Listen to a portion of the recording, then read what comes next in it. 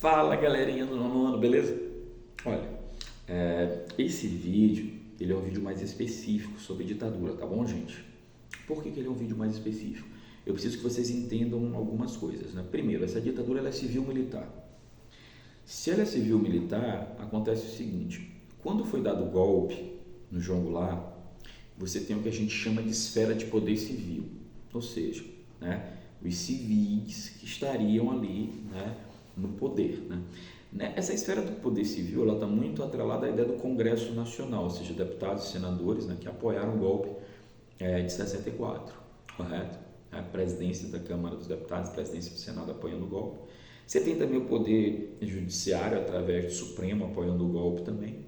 Você tem líderes políticos, né, os 3 governadores dos 3 maiores estados do Brasil, Carlos Lacerda no Rio de Janeiro, Adhemar de Barros em São Paulo e Magalhães Pinto, de onde, por exemplo, partiu o golpe, né? O Olímpio Mourão Filho, lembra? Veio de Minas Gerais. Então, os governadores dos 3 estados. Então, assim, a gente tem uma liderança civil ao golpe, beleza? E a gente tem a chamada junta revolucionária, que são os militares, beleza? Então, a gente tem aí, no caso, né, militares e civis juntos nesse golpe, beleza? Explicando uma coisa para vocês. Na história do Brasil, beleza? Principalmente esse Brasil republicano, existia ali um roteiro, né? Basicamente ali, esse roteiro ele dizia basicamente o seguinte, né? Os militares davam um golpe, mas depois eles entregavam o poder aos civis, certo, pessoal? Tá? Isso sempre acontece. Na ditadura militar, civil-militar de 64 a 85, isso não vai ocorrer. Ou seja, os militares eles vão governar o Brasil. Eles não vão ceder poder aos civis. E uma coisa a gente precisa entender, quando você estudar, você vai ler sobre 2 facções, 2 grupos políticos dentro das Forças Armadas, entendeu? É como se fossem 2 partidos políticos, entendeu? Dentro das Forças Armadas, né? É a linha branda e a linha dura, beleza? Tá?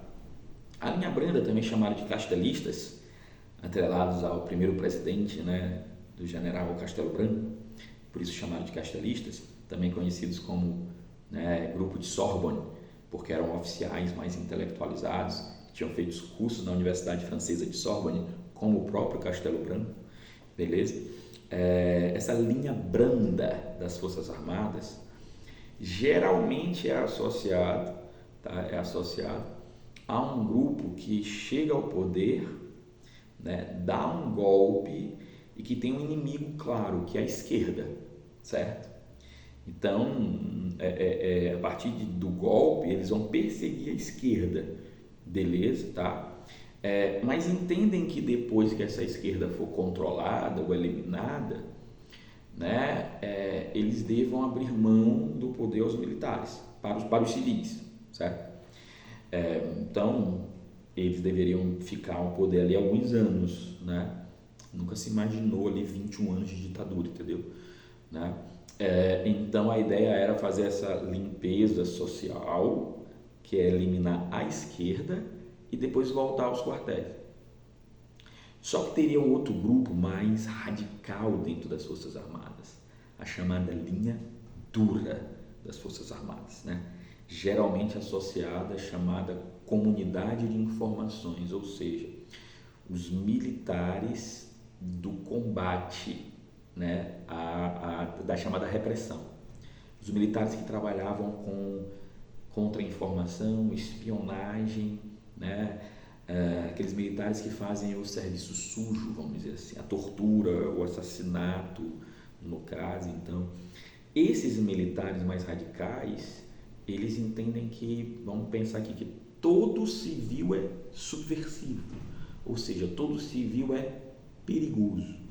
Então, eles acham que os militares devem governar o Brasil, certo? Devem governar o Brasil, ou seja, não deveriam, né? O problema não era apenas a esquerda.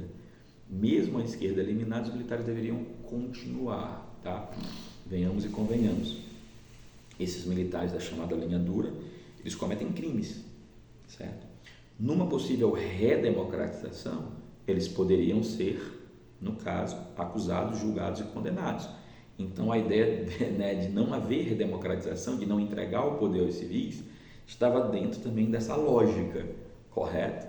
Então, assim, durante os 21 anos de ditadura, nós vamos ver dentro das Forças Armadas esses dois grupos de militares da linha branda e da linha dura meio que disputando o poder, beleza? E até alguns presidentes que eu já citei para vocês sendo caracterizados ou da linha branda ou da linha dura, correto, galerinha? Valeu!